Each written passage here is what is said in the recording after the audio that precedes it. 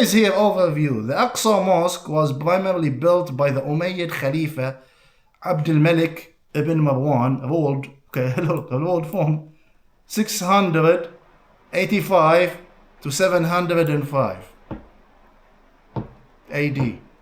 So it was after the invasion of Umar and after the death of Prophet Muhammad by 60 plus years. Do you see your stupidity? And completed by his son Al-Walid. Ruled from this to this. In the early 8th century, when Umar built a smaller structure, the grand permanent structure known as Al-Qabil Mosque, Al-Qabili Mosque, Al-Qabli Mosque, was established by the Umayyads, later rebuilt after earthquakes by the Abbasiyin and Fatima's Khalifa. So this mosque, which they claim is the mosque for Allah, got an earthquake in the past by Allah himself. These people are so crazy, guys. Okay, you can't even hear, you can't even read more. Okay, Habibi. Let's continue. So we went to Wikipedia, Al-Aqsa Mosque, Habibi. Okay? So we're gonna come, okay, you can read all of this, but we're gonna focus on what, because we don't have time, okay? The current mosque, located on the south wall of the compound, was originally built by the 5th Umayyad Khalifa Abd al-Malik ibn Marwan. And let me see if you guys can see. Here. Do you guys see? Go down. As a congregational mosque on the same axis as the Dome of the Rock, a commemorative Islamic monument. So it's the same thing. Wikipedia agrees with me, Habibi. Now here in Arabic, we ask in Arabic, who built the Aqsa Mosque? Guys, this is one of the most retarded things I have ever read in my life. It's stupid. Just read. I'm going to translate to you in English.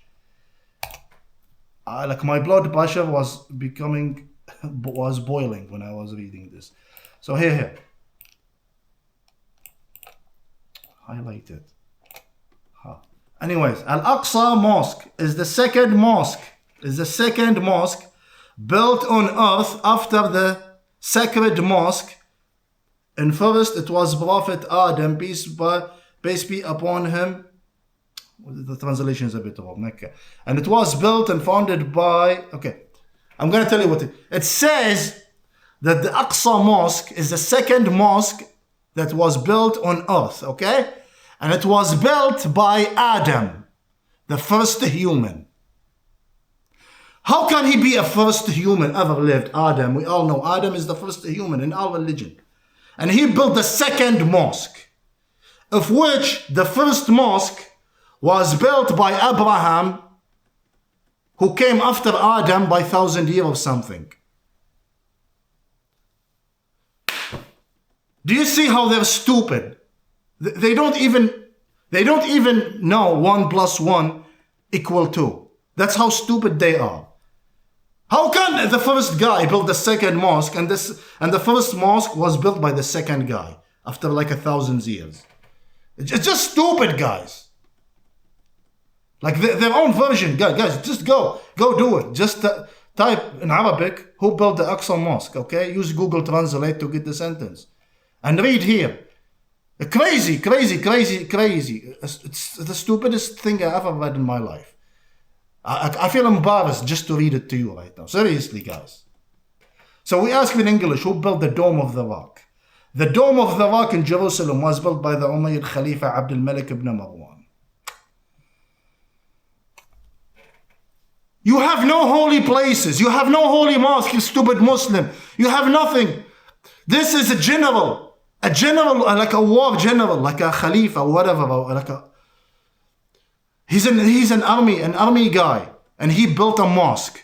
How can you consider it holy? If this mosque is holy, then every mosque in the world should consider also a holy in the house of God, and you should circle around it, and it should be like a qibla. Basically, you should face it like just like Mecca, you face it to pray to it, to pray to it. It doesn't make sense. Like for the Jews, Solomon Temple is built by Solomon, who is a prophet. Okay? Mecca, or the Kaaba in Mecca, is built by Abraham, who is a prophet. Okay? You have nothing here. You have no holy places. You have no history here. You have no ancestor bases in here. Nothing, Habibi. You're just fabricating these things from your own head and you're pushing it on us through the media. But you have nothing holy here, Habibi. And let me prove it to you even more. I will prove it to you from your own stupid Islamic scholars. Huh? Okay, guys, watch this video. Go watch this video.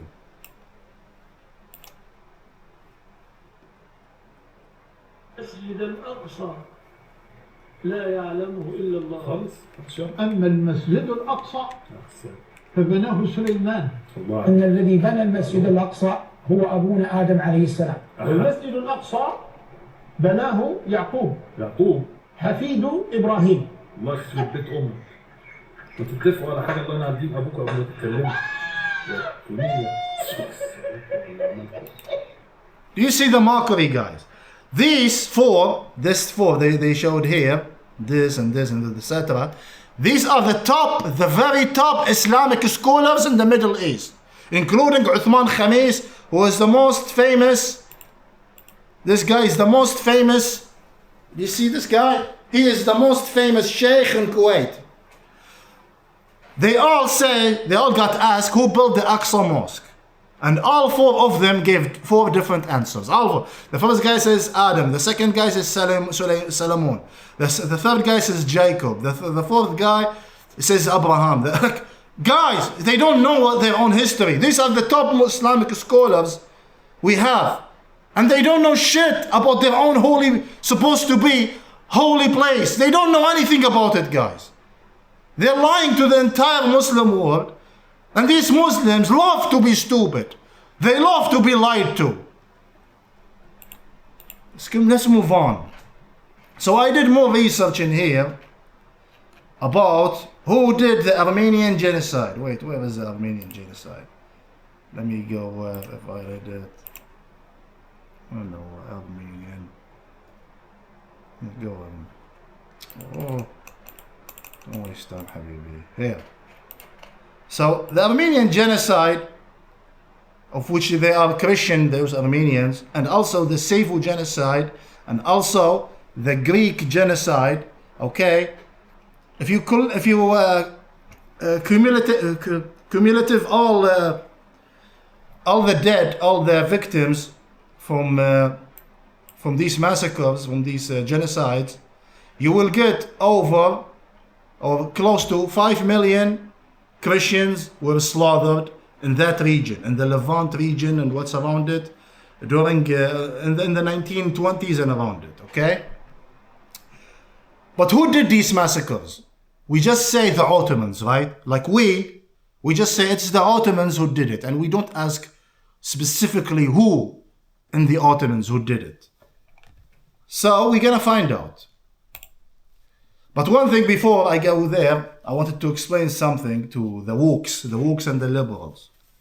The only reason to you wokes and liberals we didn't see those crimes, those Armenian genocide and the Sifu genocide and the Greek genocide, the only reason why we didn't see Muslims do them on TV, okay, in front of your face, like the way we see in Gaza, is because TVs were invented exactly in 1926. 1926 was the first year, the first broadcast, the first TV broadcast in the world ever. Okay? Before that, there were no TVs. People use radios to get the news. You know, something you listen to, and it will brainwash you, basically, tell you what to believe and what not. And then we got the first TV, Habibi, during this time, and it was black and white, and resolution was maybe 20p and shit like that. And because of this, okay, before this date, we cannot basically see anything. We couldn't, there was no TVs. There were cameras, but cameras were very rare and only limited to like the very, very, very rich people. Okay, so those rich people obviously will not go to war, place with one video. They will not put their own lives in danger, basically. So we couldn't see anything. Okay, we can only hear from the word of mouth and the radio what happened back then. We didn't have no TVs. Do you understand that, Habibi? You can read about it more if you want. The Arab revolt of 1960. Palestinians fought for the armed. Because this thing, guys, I heard this in my high school while growing up and studying in high school, that the Palestinians fought us, Arabs, the Gulf people, when we cooperated with the Lawrence of Arabia to take back our land from the Ottomans, because the Ottomans invaded us, if you don't know that. So here, wait. During the 1916 Arab revolt, many Palestinians fought for the Ottoman Empire, which was seen as defender of Islam, rather than for the British-backed Sharifian forces. While Arab leaders in the Hijaz, basically my leaders, revolted against the Ottomans, the majority of Palestinians remained loyal, with many serving in the Ottoman army. Okay, Habibi, you can read here more about how many Palestinians were part. The Palestinians, those Palestinians that you love, were invading us here in Medina, Habibi. We're invading Saudi Arabia. 12,000 Palestinian soldiers, Habibi, they were here surrounding us and making us hungry and fighting us. Oh yeah. Go, thank you, Arab brothers. Thank you, Habibi. I love you. Okay, you can read more because it's time. Time is running, so I'm going to move forward, Habibi. This is from International Encyclopedia, Habibi. Arab officers in the Ottoman army. Okay, it says here, wait. Perhaps 30% of the World War I Ottoman officers' corps hailed from Arab region. 30%, guys. Okay, we want to see their numbers. Wait a second, because I saw here. Where did it go? Ottoman soldiers. Let me just do this. The quick highlight. I'll just find them. Sorry. Start million. It says here. Wait this, guys. Some 30% or more of the wartime Ottoman military of 3 million was being made up of Arab conscripts. 30% of 3 million soldiers were Arab conscripts. Let that sink in for a bit. So it's about 1 million, Habibi. Here, I googled, Habibi. The Palestinians fought for the Ottomans. During World War I, many Palestinian Arabs fought for the Ottoman Empire, with significant numbers serving in regular army units, such as the Battle of Beersheba in 1970, often showing determination despite the Young Turks' policies. While some Arabs supported the 19 others, including Palestinian residents, remained loyal to the empire, resisting the Hashemite forces. Habibi. So what does this tell you regarding who committed this genocide? Who killed the Armenians? Who killed the Sifu? And who killed the Greek genocide? Who killed the Greek? There were people who were working for the Ottomans, Arabs, primarily the people in the Levant region, Syrians and this Jordanian. They didn't exist back then as countries, but I'm coming to you in a second.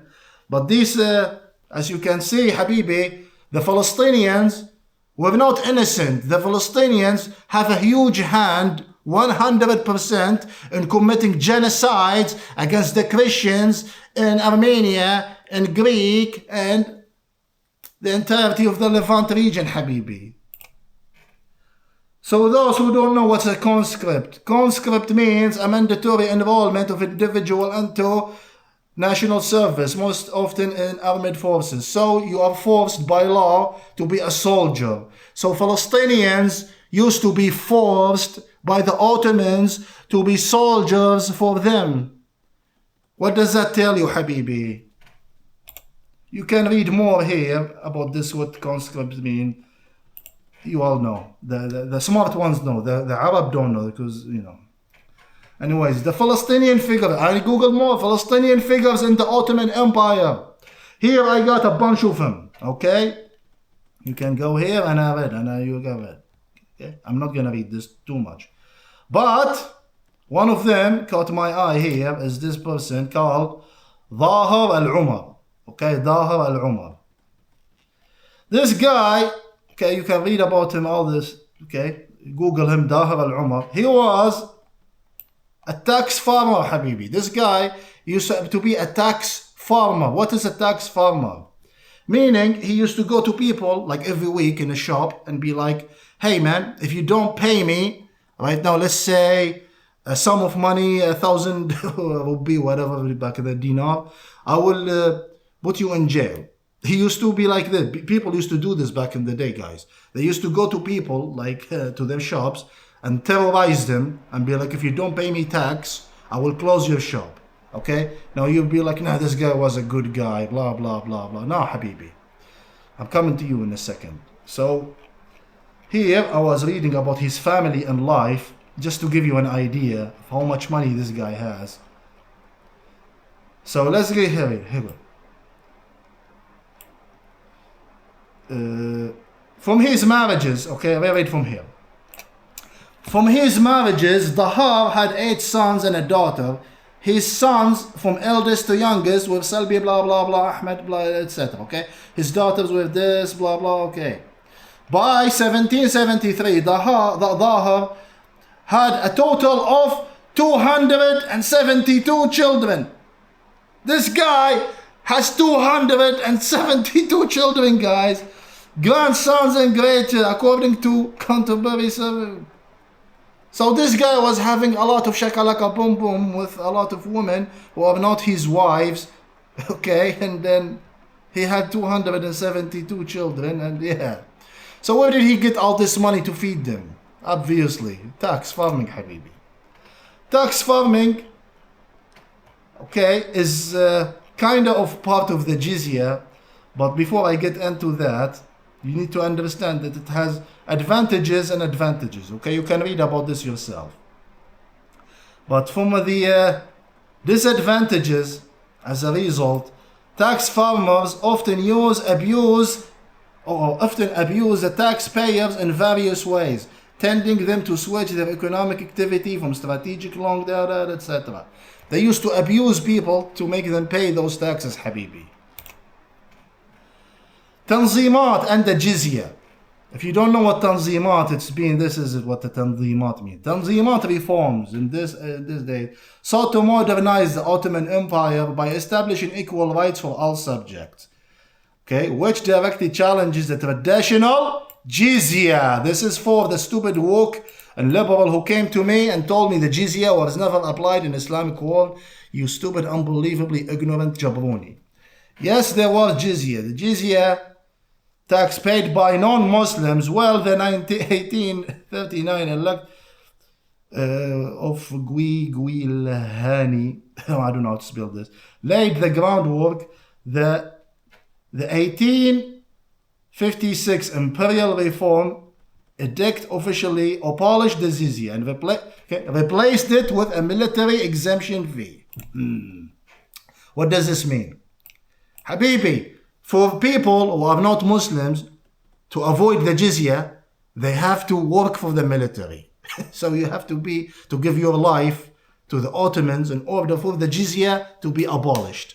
If you do not want to do it, Habibi, then you pay the jizya. Okay, and you can read more here about this to see that I am not lying to you. The removal was part of a larger top-down attempt at secularization, which faces resistance from conservatives. So even people, non-Muslims, didn't like it. Like they're like, oh, how come this are kuffar? You should make him pay the jizya, Habibi. Okay? And yeah, so to say the jizya never happened, Habibi, you are absolutely... That's all I'm going to say, so the AI doesn't ban me. Military exemption fee. You can read about it, what does it mean. Typically free of charge eligible personnel. Okay, so you become a military, then the jizya go away. Jizya in the Ottoman Empire, just to confirm to you, Habibi. An annual poll tax levied on a non-Muslim male subject. Okay. Dhimmi. Sure, this word is disgusting, guys, in Arabic. In English called dhimmis, but in Arabic dhimmi. Dhimmi means a person who is supposed to be humiliated and love humiliation. That's what dhimmi means. In exchange for protection, exemption from military service, and communal autonomy, regulated by Islamic law. You don't even read. Northwind! Do you see the video, Northwind? Shut up and watch the master teach you, you dumb liberal woke. So we went forward again with these families, the Palestinian figures in the Ottoman Empire, and I noticed also this family, a Nashashibi family. Nashashibi, okay, Habibi? After the First World War, during the British period, Raghib al-Nashashibi was mayor of Jerusalem from 1920 to 1934. Where was the country of Palestine? It was an area. It was not a country. You stupid, ignorant jabronis. But here is something also I noticed while reading about him. Al-Husseini Nashashibi rivalry. You can read about it. Okay? The Husseini and Nashashibi family clans were two of the most powerful Arab families in Palestine. And they constantly competed for power. Even back then, the Palestinians were always fighting against each other, guys. They have never, those people, you cannot give them a country because they always fight against each other. And here, this is the guy, the Husseini we're talking about. You guys recognize this fucking guy? This guy sat with Hitler, and he is the one who encourages Hitler to commit the crimes and the genocide on the Jews. Why? Because he didn't want them to go to Palestine through the Balfour Declaration. He didn't want them to immigrate to their holy land. And this guy wanted to be the leader, this guy.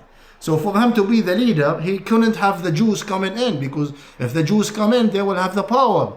So he met with Hitler many times, and he encourages Hitler to commit genocides on the Jews. So they stop their immigration. Yeah, this fucking guy, Al-Husseini, Muhammad Amin Husseini. He was the same guy, okay, fighting the Nashashibi guy for power during that time.